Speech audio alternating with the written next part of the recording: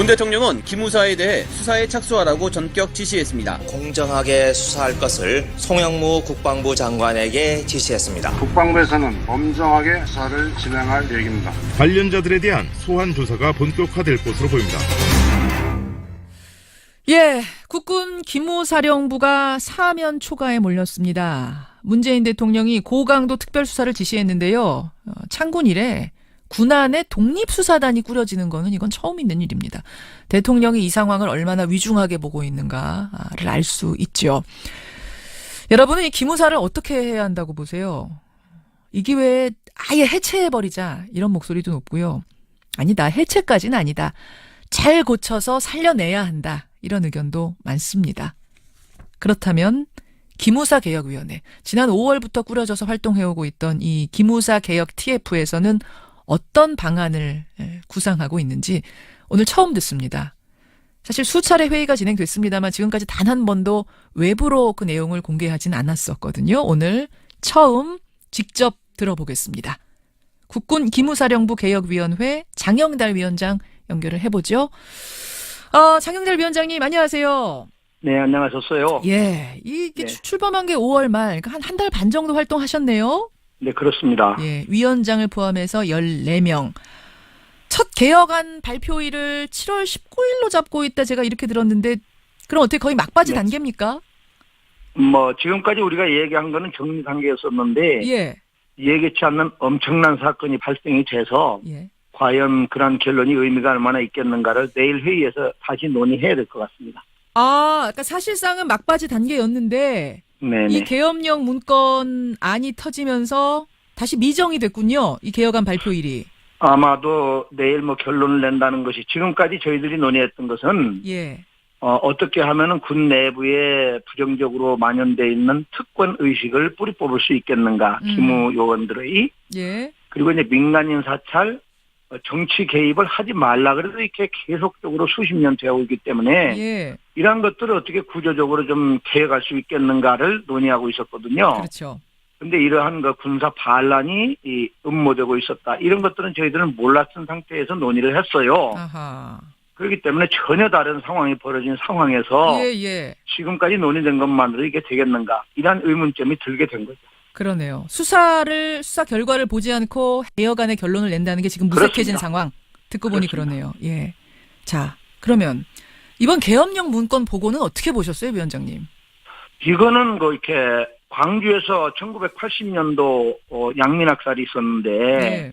이번에는 그보다 아마 수십 배 큰 그런 사건이 일어날 뻔한 거거든요. 수도 서울에서 그것도. 예. 그렇기 때문에 정말 아직도 저희들은 충격에서 이렇게 벗어날 수가 없는 상태예요. 아니, 근데 이제 기무사 측에서는 이렇게 말을 합니다. 또 이제 정치권에서 일각에서는 이렇게 말을 합니다. 이건 어디까지나 탄핵이 기각됐을 경우를 상정한 전제로 한 네네. 폭도 수준이 될 경우에 한해서 발령하려는 검토 계획이었을 뿐이다. 아니, 검토도 못하냐? 아니. 이런 얘기하는데요. 아니, 제가 궁금한 거는요. 예. 치안 문제는 경찰이 하는 거예요. 1차적으로.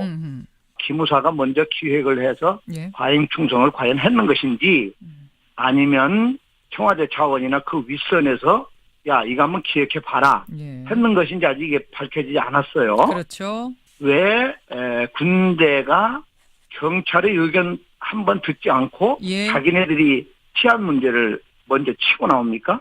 예. 치안을 담당하는 1차적인 임무는 경찰에게 있는데 경찰과 그렇죠. 단 한 번 상의도 없이 계엄을 검토했다는 그 발상 자체부터 틀렸다 이 말씀이신 거예요. 그렇죠. 저 순서가 맞으려면 경찰에서 경찰로서는 도대체가 이게 감당이 어려울 것 같다. 예.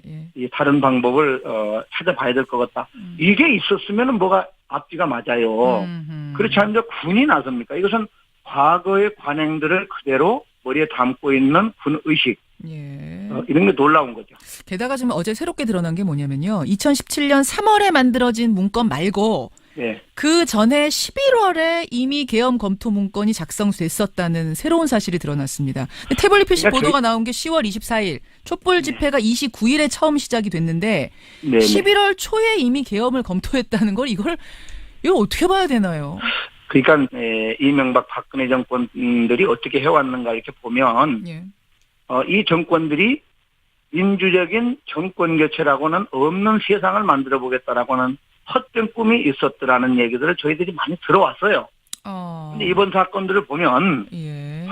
이게 헛된 소문들이 아니었구나 하는 생각을 하게 되면서 이러한 것들을 꿈꾸지 않고서는 어떻게 저렇게 큰 범죄를 과감하게 지속적으로 저지를 수 있었겠는가 하는 의문이 들거든요. 그럼 일종의 이제 쿠데타 같은 거를 정권을 계속 유지하기 위한 쿠데타 같은 것을 꿈꿨던 거 아닌가. 그 당시 그런 소문들 돌았는데 그게 사실이었던 게 아닌가 그 생각이 드신단 말씀이군요. 그렇습니다. 이것은 그 어마어마한 군사 반란 예비 음모 사건으로 볼 수밖에 없는 거예요. 지금 한 달 반 동안 활동을 하셨으니까 제가 여쭙습니다만은. 네네. 혹시 지금 나온 3월 문건, 11월 문건 이거 말고 다른 문건 존재 같은 거 흔적 못 발견하셨어요? 저희들은 그런 문건은 전혀 갖고 있지 않았고 발견하지 않았는데 엄청난 사건이 터져서 예. 저희들이 지금까지 논의해왔던 것들이 허탈할 정도예요. 그러니까 이제 수사를 하거나 조사를 하거나 이건 아니었고 개혁의 방안만을 논의하는 TF였다 지금 그 말씀이신 거죠? 그렇습니다. 다른 문건 같은 거는 이제 보신 적은 없다는 말씀인데. 네네. 그러면은 어쨌든 지금 기무사에 깊숙이 들어가서 개혁안을 논의하신 분으로서 다른 문건의 존재가 또 있을 수도 있다고 보세요? 당연히 있을 걸로 보여요. 왜냐하면 지금 군 부대, 탱크가 몇 대가 어디로 가고 그렇죠. 특수부대가 어디를 가고 구체적으로 나오잖아요. 맞습니다. 그 부분들이 수사에서 밝혀져야 될 대목입니다. 어디서부터 지시가 내려왔을 거라고 예상이 되세요? 했으면 청와대죠. 기무사는 특수 성격이 있는 걸 잘 아시겠지만 예. 그 청와대의 군 최고 통수권자에게 군 정보, 보안, 군 정보 이런 부분들을 제공을 해서 예. 통수권자가 군을 효과적으로 통수할 수 있는 그러한 그 자료를 제공하는 부대 아니겠어요? 직보를 하는 곳이죠, 직보를. 그렇기 때문에 청와대하고 늘 소통할 수 있는 예. 그러한 입장이었죠. 지시가 있었다면 대통령일 것이다. 대통령 최하 안보 책임 집단, 그 비서실장이나 그 아래에 안보 관계자들이 충분히 함께 논의했을 수 있죠. 그럼 그 당시에 김기춘 비서실장이나 김관진 안보실장 이런 사람들의 개입이 최소 있었을 것이다. 제가 이름은 대고 싶지 않지만 아무튼 예. 이 청와대가 모를 수가 없는 구조다 이렇게 보이는 거죠. 알겠습니다. 지금 대통령이 해외 순방 중에 독립수사단 꾸리라 이렇게 지시를 했는데 네네. 독립이라고 얘기를 하는 건 뭐냐면요, 여러분. 육군 배제, 기무사 배제, 심지어 국방부 장관까지 배제한 독립군수사단.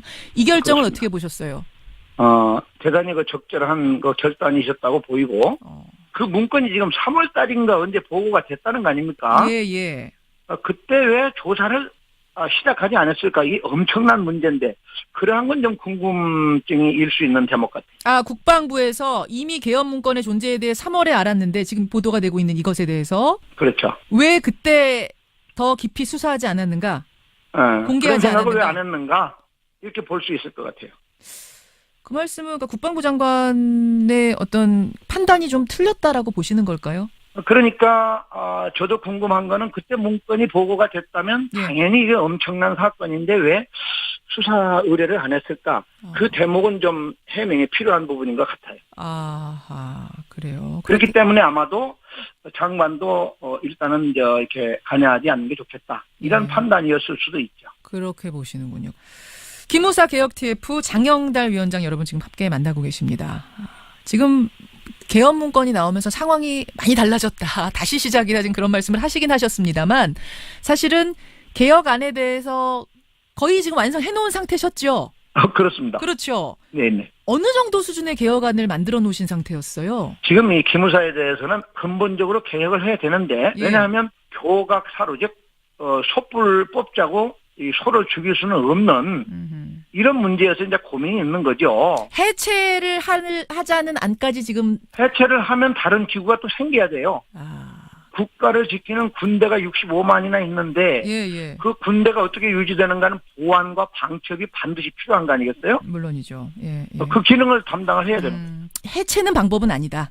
해체하면 다른 기구가 생겨야 되니까. 그럼 어떤 식으로 개혁이 가능하다고 보세요? 그러니까 하나는 저는 이건 한번 위원회에서 제기는 됐으나 충분히 토론은 안 된 부분인데 국회가 한번 논의할 만하다는 생각을 해요. 예컨대 보훈 관계는 보훈처 장관이 다 관할하고 예. 국회 감시를 받잖아요. 그렇죠. 그러면 이 국군 보안 방첩 문제도 국군 정보사령부, 아니 국군 정보처 이러한 것들이 법적 기구로 만들어지고 예, 예. 대통령이 처장을 임명하고 예. 그리고 대통령에 대해서 보고 임무를 지고 그리고 국회 감시를 받는 방법. 그러면은 지금과 같이 뭐 정치 개입이다 뭐 이런 문제는 최소화될 수 있겠다는 생각이 드는데 예. 그 부분은 여야가 합의를 해야 돼요. 알겠습니다. 여야가. 그런 생각 갖고 계세요. 저희들이 지금 임무받고 있는 것은 지금 기무사를 어떻게 하면 이 피해단 없는 기무사를 만들 수 있겠는가를 만들어달라. 그런 요청을 받고 있는 거죠. 해체하면 다른 기구를 어차피 또 만들어야 된다 하셨는데 그것도 방법은 방법일 것 같아요. 일단 기무사랑 간판 내리고 새로운 네. 조직으로 새로 만드는 건 어떻습니까? 그래서 수사 결과를 이제 지켜볼 필요가 있다는 대목이죠. 그게 이 수사 결과를 지켜보건데 이게 기무사가 아예 위에서는 지시도 없었는데 기획을 미리 해서 보고나 하고 말이지 예. 하라는 보안 방첩을 안 했구나. 예. 그러면 국민들이 아이고 그 지금 가지고 되겠는가? 아무 군은 국민의 것이기 때문에 그래서 좀 수사를 지켜볼 필요가 있다는 거죠. 알겠습니다. 예. 여기까지 오늘 말씀 듣겠습니다. 장영달 위원장님 고맙습니다. 네, 감사합니다. 예. 국군 기무사령부 개혁위원회 일명 기무사 TF의 장영달 위원장이었습니다. 될 경우에 한해서 발령하려는 검토 계획이었을 뿐이다. 아니 검토도 못하냐 아니. 이런 얘기하는데요. 아니 제가 궁금한 거는요. 예. 치안 문제는 경찰이 하는 거예요. 1차적으로. 기무사가 먼저 기획을 해서 예. 과잉 충성을 과연 했는 것인지 아니면 청와대 차원이나 그 윗선에서 야 이거 한번 기획해 봐라 예. 했는 것인지 아직 이게 밝혀지지 않았어요. 그렇죠. 왜 군대가 경찰의 의견 한번 듣지 않고 예. 자기네들이 치안 문제를 먼저 치고 나옵니까? 예. 치안을 담당하는 1차적인 임무는 경찰에게 있는데 경찰과 그렇죠. 단 한 번 상의도 없이 계엄을 검토했다는 그 발상 자체부터 틀렸다 이 말씀이신 거예요. 그렇죠. 저 순서가 맞으려면 경찰에서 경찰로서는 도대체가 이게 감당이 어려울 것 같다. 예, 예. 이 다른 방법을 찾아봐야 될 것 같다. 이게 있었으면은 뭐가 앞뒤가 맞아요. 그렇지 않으면 군이 나섭니까? 이것은 과거의 관행들을 그대로 머리에 담고 있는 군 의식. 예. 이런 게 놀라운 거죠. 게다가 좀 직접 들어보겠습니다. 국군 기무사령부 개혁위원회 장영달 위원장 연결을 해보죠. 장영달 위원장님 안녕하세요.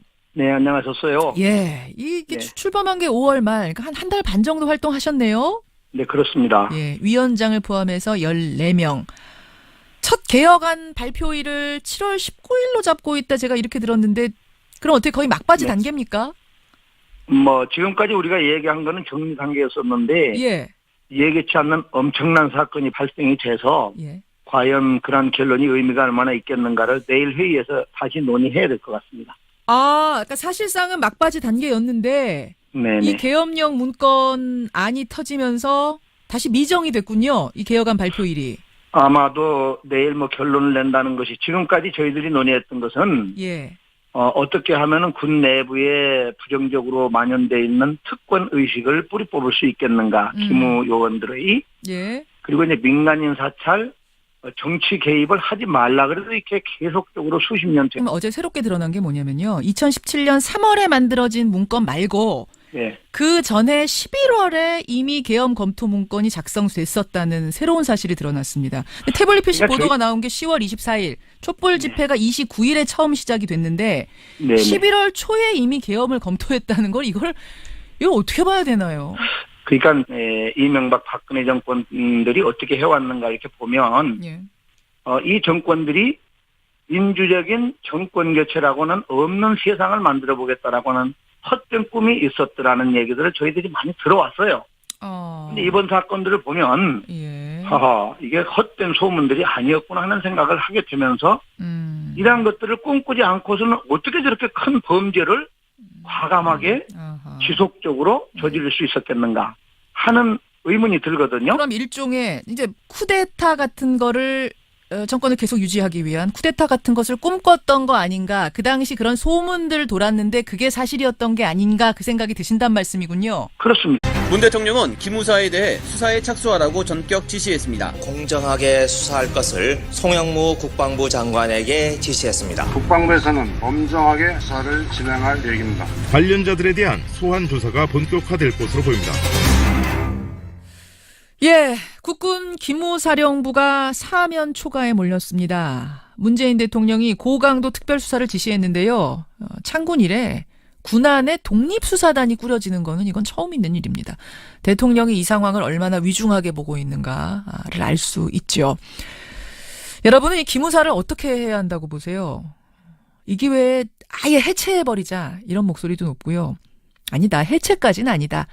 잘 고쳐서 살려내야 한다. 이런 의견도 많습니다. 그렇다면 기무사개혁위원회, 지난 5월부터 꾸려져서 활동해오고 있던 이 기무사개혁 TF에서는 어떤 방안을 구상하고 있는지 오늘 처음 듣습니다. 사실 수차례 회의가 진행됐습니다만 지금까지 단 한 번도 외부로 그 내용을 공개하진 않았었거든요. 오늘 처음. 오기 때문에 예, 이러한 것들을 어떻게 구조적으로 좀 개혁할 수 있겠는가를 논의하고 있었거든요. 그렇죠. 근데 이러한 그 군사 반란이 음모되고 있었다. 이런 것들은 저희들은 몰랐던 상태에서 논의를 했어요. 아하. 그렇기 때문에 전혀 다른 상황이 벌어진 상황에서 예. 지금까지 논의된 것만으로 이게 되겠는가. 이런 의문점이 들게 된 거죠. 그러네요. 수사 결과를 보지 않고 개혁안의 결론을 낸다는 게 지금 무색해진 그렇습니다. 상황. 듣고 보니 그렇습니다. 그러네요. 예. 자, 그러면 이번 계엄령 문건 보고는 어떻게 보셨어요, 위원장님? 이거는 이렇게 광주에서 1980년도 양민학살이 있었는데 네. 이번에는 그보다 아마 수십 배 큰 그런 사건이 일어날 뻔한 거거든요.